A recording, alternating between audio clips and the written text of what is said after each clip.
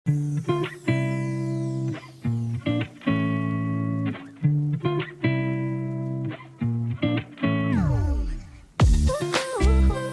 मैं आपको व्रत में खाए जाने वाला आलू का बहुत ही ज्यादा टेस्टी रायता बनाना बताती हूँ कैसे बनाया जाता है। और मैं इस वीडियो में आपको ये भी बताऊंगी कि अगर आपका दही हल्का खट्टा हो गया है तो उस दही में बिना चीनी डाल के उसकी खटास को कैसे कम किया जा सकता है। इसके लिए आप मेरी वीडियो को पूरा देखें।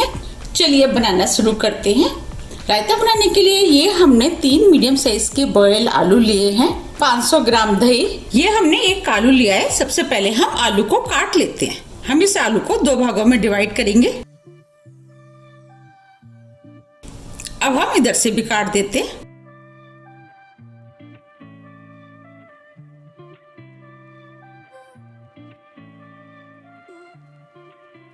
अब हम आलू को स्क्वायर पीस में काट लेते हैं।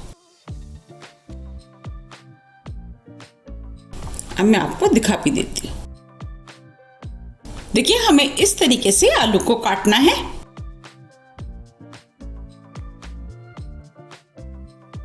इसको भी काट लेते।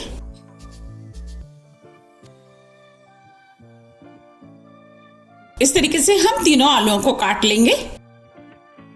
ये हमने तीनों आलूओं को काट लिया है। अब हम आलू को फ्राई करेंगे। इसके लिए गैस पे हमने पैन रख दिया है। पैन में 1 टीस्पून देसी घी डाल देते। आप देसी घी की जगह ऑयल का भी इस्तेमाल कर सकते हैं। घी को गर्म होने देते। घी गर्म हो गया है। अब हम इसके अंदर आधी टीस्पून जीरा डाल देते हैं। जीरा भी भुन गया है। अब हम इसके अंदर जो हमने आलू काटे थे वो डाल देते। अब हम आलूओं को मीडियम फ्लेम पर चारों तरफ से हल्का सा क्रिस्पी कर लेते हैं। उससे क्या होगा कि एक तो आलूओं का टेस्ट बढ़ जाएगा और जब हम आलूओं को रायते में डालेंगे तो रायता भी खाने में बहुत ही ज्यादा टेस्टी लगता है। आप चाहे तो आलूओं को डीप फ्राई करके भी रायते में डाल सकते हैं। अब ये आलू चारों तरफ से हल्के गोल्डन कलर के हो गए हैं और क्रिस्पी भी हो गए हैं। अब हम फ्लेम को ऑफ कर देते हैं।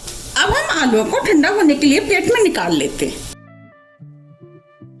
ये हमने आलू को प्लेट में निकाल लिया है। जब तक आलू ठंडे होते हैं हम आगे की तैयारी कर लेते हैं। अब जो हमने दही लिया था, अब दही को हम अच्छे से फेंट लेते हैं।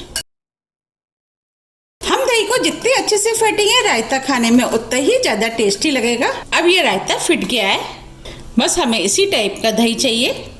अब हम दही में मसाले ऐड करेंगे। इसके लिए एक हमने हरी मिर्च लिया, वो डाल देते हैं। मिर्च आप अपने टेस्ट के अनुसार थोड़ी सी कम या ज्यादा भी कर सकते हैं। हम इस रायते को व्रत के लिए बना रहे हैं तो अब हम इसके अंदर 1/4 टीस्पून काली मिर्च डालेंगे। अगर आप व्रत के लिए नहीं बना रहे हैं तो इसकी जगह आप लाल मिर्च का भी इस्तेमाल कर सकते हैं, या आप व्रत में लाल मिर्च खाते हैं तो वो भी डाल सकते हैं। 1/4 टीस्पून भुना वाला जीरा जिसे हमने पीस लिया है। ये हमने 1/4 टीस्पून पुदीने का पाउडर लिया है, वो डाल देते हैं। उससे रायते में टेस्ट अच्छा आता है। अगर आपके पास फ्रेश पुदीना है तो आप उसका भी इस्तेमाल कर सकते हैं। नमक टेस्ट के अनुसार।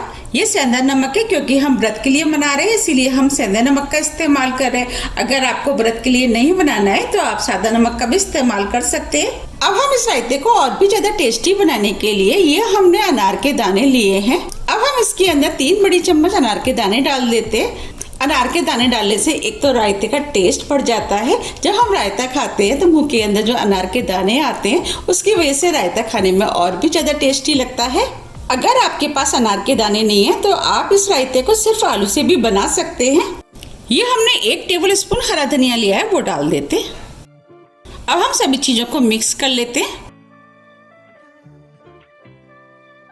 अब जो हमने आलू भुने थे वो डाल देते हैं।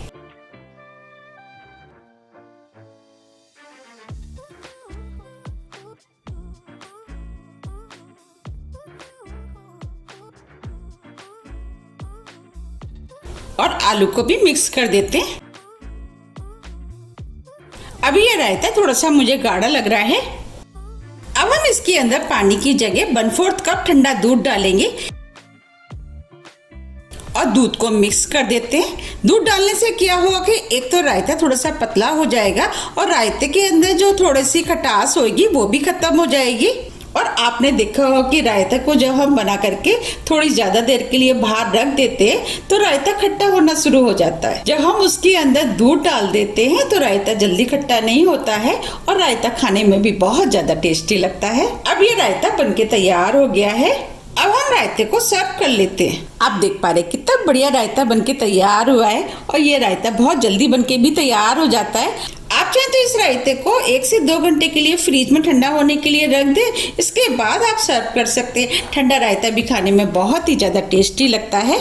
अगर आपको मेरी रेसिपी पसंद आ रही है तो आप ज़्यादा से ज़्यादा फ्रेंड और फैमिली के साथ शेयर कीजिए और कमेंट्स करके मुझे ज़रूर बताइए कि आपको ये रेसिपी कैसी लगी। मैंने अपने चैनल पे काफ़ी तरह की रायते की रेसिपियाँ डाली हुई हैं, उनको काफ़ी पसंद भी किया गया है। आप चाहें तो वहाँ पर जा करके उनको देख सकते हैं। आप मुझे कमेंट्स करके ये भी बताइए कि आपको कौन से रायते की रेसिपी चाहिए, मैं उसको जल्दी से जल्दी डालने की कोशिश करूँगी।